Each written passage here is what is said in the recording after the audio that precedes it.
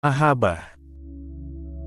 Secara umum, mahabbah berarti cinta, yaitu cinta kepada Allah Subhanahu wa Ta'ala. Dalam bidang tasawuf, istilah mahabbah mengandung arti patuh kepada Allah Subhanahu wa Ta'ala dan membenci sikap yang melawan kepadanya, menyerahkan seluruh diri kepada yang dikasihi, dan mengosongkan hati dari segala-galanya kecuali dari diri yang dikasihi. Al-Junaid, tokoh sufi modern, menyebut mahabbah sebagai suatu kecenderungan hati.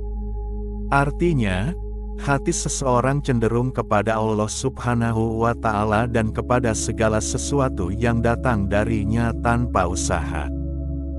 Muhammad bin Ali Al-Katani, sufi dari Baghdad, mengatakan bahwa mahabbah adalah menyukai yang disenangi dan segala sesuatu yang datang dari yang disenangi, dikasihi. Menurut Abu Nasr As-Saraj At-Tusi, tokoh tasawuf, mahabbah mempunyai 3 tingkat. 1. Cinta orang biasa, yaitu selalu mengingat Allah Subhanahu wa Ta'ala dengan zikir, suka menyebut nama Allah Subhanahu wa Ta'ala dan memperoleh kesenangan dalam berdialog dengannya serta senantiasa memujinya. 2. Cinta orang sidik jujur, benar, yaitu orang yang mengenal Allah Subhanahu wa Ta'ala, seperti kebesarannya, kekuasaannya, dan ilmunya.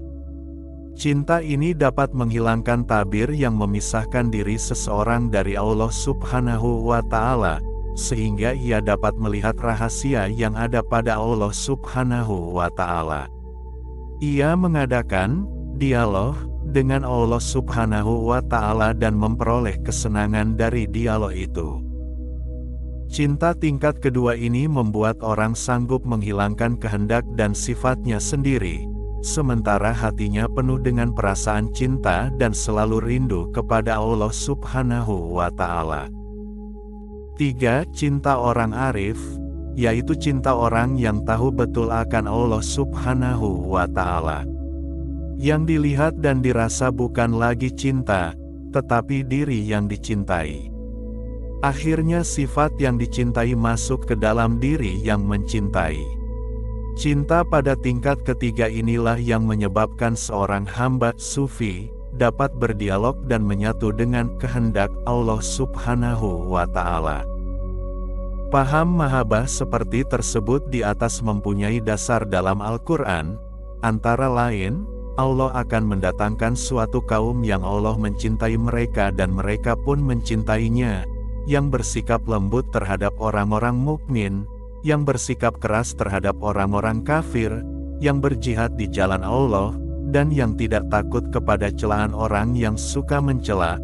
Al-Quran Surah 5 ayat 54. Dan, jika kamu benar-benar mencintai Allah, ikutilah aku, niscaya Allah mengasihi dan mengampuni dosa-dosamu. Al-Quran Surah 3 ayat 31. Selain itu terdapat pula dalam hadis riwayat Imam Bukhari dan Ahmad bin Hanbal, Imam Hanbali, hambaku senantiasa mendekatkan diri padaku dengan perbuatan-perbuatan hingga aku cinta padanya. Orang yang kucintai menjadi telinga, mata, dan tanganku. Hadis ini mengandung arti bahwa Tuhan dan makhluk dapat dipersatukan melalui paham mahabbah. Tokoh utama paham mahabbah adalah Rabi'ah Al-Adawiyah, 95 Hijriyah atau 713 Masehi sampai dengan 185 Hijriyah atau 801 Masehi. Menurutnya, cinta kepada Allah Subhanahu wa Ta'ala, al-ilahiyah, merupakan cetusan dari perasaan cinta dan rindu yang mendalam kepada Allah Subhanahu wa Ta'ala. Hal ini terlihat dalam ucapannya, "Aku mengabdi kepada Allah bukan karena takut kepada neraka, bukan pula karena ingin masuk surga, tetapi aku mengabdi karena cintaku dan rinduku kepadanya. Tuhanku, jika kupuja Engkau karena takut pada neraka, bakarlah aku di dalamnya, dan jika kupuja Engkau karena mengharapkan surga, jauhkanlah aku daripadanya." Tetapi jika engkau kupuja semata-mata karena engkau, maka janganlah sembunyikan kecantikanmu yang kekal itu dari diriku. Perasaan cinta yang telah meresap ke dalam lubuk hati Rabiah menyebabkan ia mengorbankan hidupnya semata-mata untuk beribadah kepada Allah Subhanahu wa Ta'ala. Cinta Rabiah kepadanya merupakan cinta suci, murni, dan sempurna, seperti yang disenandungkan dalam syairnya. Aku mencintaimu dengan dua cinta, cinta karena diriku dan cinta karena dirimu. Cinta karena diriku adalah keadaanku senantiasa mengingatmu. Cinta karena dirimu adalah lantaran keadaanmu menyingkapkan tabir hingga engkau kulihat. Baik untuk ini maupun untuk itu pujian bukanlah bagiku, bagimu lah pujian untuk kesemuanya.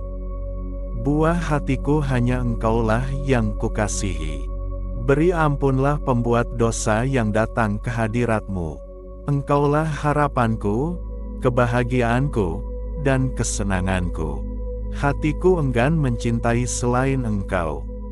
Cinta kepada Allah Subhanahu wa Ta'ala begitu memenuhi seluruh jiwanya, sehingga ia menolak seluruh tawaran menikah. Dirinya adalah milik Tuhan yang dicintainya. Siapa yang ingin menggawininya harus minta izin kepadanya. Ketika seseorang bertanya kepadanya, "Apakah engkau benci pada setan?" Ia menjawab, "Tidak, cintaku kepada Tuhan tidak meninggalkan ruang kosong dalam diriku untuk rasa benci pada setan." Demikian pula ketika ditanya tentang cintanya kepada Nabi Muhammad Shallallahu Alaihi Wasallam, Rabiah menjawab, "Saya cinta kepada Nabi Shallallahu Alaihi Wasallam, tetapi cintaku kepada Khalik memalingkan diriku dari cinta kepada makhluk."